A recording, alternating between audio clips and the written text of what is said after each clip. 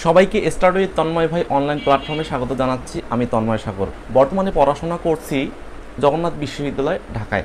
আজকে আমরা যে টপিকটি নিয়ে কথা বলবো সেটি হলো জগন্নাথ বিশ্ববিদ্যালয়ে যে 2024-25 সেশনের যে সাবজেক্ট চয়েস চলছে সেই বিষয়টি নিয়ে। আসলে ডি ইউনিটের আমরা এখন কথা বলবো, ডি ইউনিটের সাবজেক্টগুলো কোন সিকোয়েন্সে সাজানো বা সাজালে খুব ভালো হবে, বা আমি যে 3 বছর থেকে অ্যাডমিশনের কাজ করছি এই অভিজ্ঞতার আলোকেই কিন্তু আমি এই সিকোয়েন্সটি সাজাচ্ছি। তাহলে আমরা দেখি কোন সিকোয়েন্সে সাজালে আমাদের সিকোয়েন্সটা খুব সুবিধা হবে। তাহলে আমরা আজকে দেখব subject choice of D unit in Jagannath university. তাহলে আমরা দেখি, আমরা প্রথমে নিয়েছি পলিটিক্যাল সায়েন্স। অনেকে বলতে পারো যে ভাই পলিটিক্যাল সায়েন্স কেন প্রথমে নিলেন, যে আমরা যদি মানে মানবিকের সাবজেক্টগুলোর কথা বিবেচনা করি সেক্ষেত্রে কিন্তু ইকোনমিক্স অনেক উপরে থাকে বা ইকোনমিক্স অনেক উপরে দেওয়া উচিত।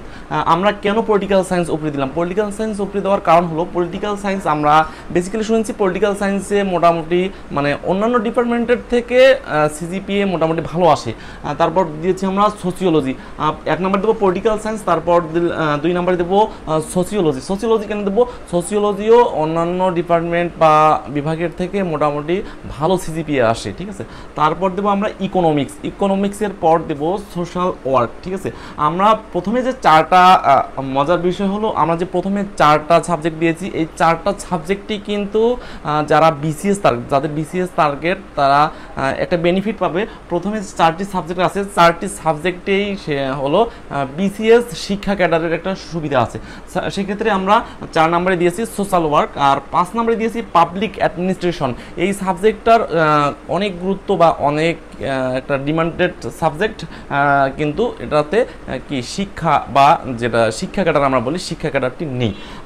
ম্যাস কমিউনিকেশন অর্থাৎ আমরা যে জার্নালিজম বলি এই জার্নালিজম কিন্তু আমরা 6 নম্বরে রেখেছি। আর অ্যানথ্রোপোলজি নৃবিজ্ঞানে অনেক সিজিপি ভালো আসে। আর জগন্নাথের নৃবিজ্ঞানে জানিয়ে রাখি জগন্নাথের নৃবিজ্ঞান অনেক ফাস্ট।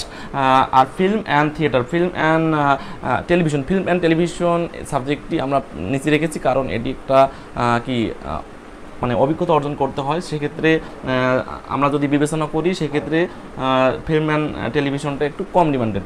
সো অনেকেই মনে করতে পারো যে ভাই এই সিকোয়েন্স অনুযায়ী মানে আমার পছন্দ হয়নি, বা ভাই আমি আমার 3 বছরের অভিজ্ঞতা অ্যাডমিশন নিয়ে তো 3 বছর থেকে কাজ করতেছি, এতটুকু অভিজ্ঞতা থেকে আমি সাজিয়েছি। তারপরও যদি তোমার মনে হয় যে ভাই এটা যদি আমি উপরে মানে ইকোনমিক্স যদি আমি প্রথমে দিতে চাই বা সোসিওলজি আমি 4 নম্বর দিতে চাই, সোশ্যাল ওয়ার্ক একটু উপরে দিতে চাই, সেক্ষেত্রে তুমি কমেন্ট করে রাখো। আমার যে অ্যাডমিন ভাই আছে তিনিও অনেক অভিজ্ঞ, একান্তই অ্যাডমিন ভাই যদি রিপ্লাই দিতে না পারে তিনি আমাকে পার্সোনালি জানাবেন, বা তারপরও যদি সমস্যা হয় তোমরা আমাকে পার্সোনালি নক করো, আমি এই পার্সোনালি তোমাদের বিষয়টি বুঝিয়ে দেওয়ার চেষ্টা করব। ধন্যবাদ সবাইকে।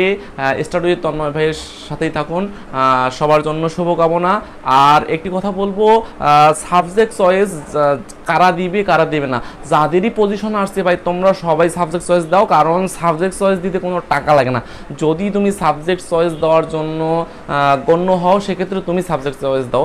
সবার জন্য শুভকামনা। ধন্যবাদ সবাইকে।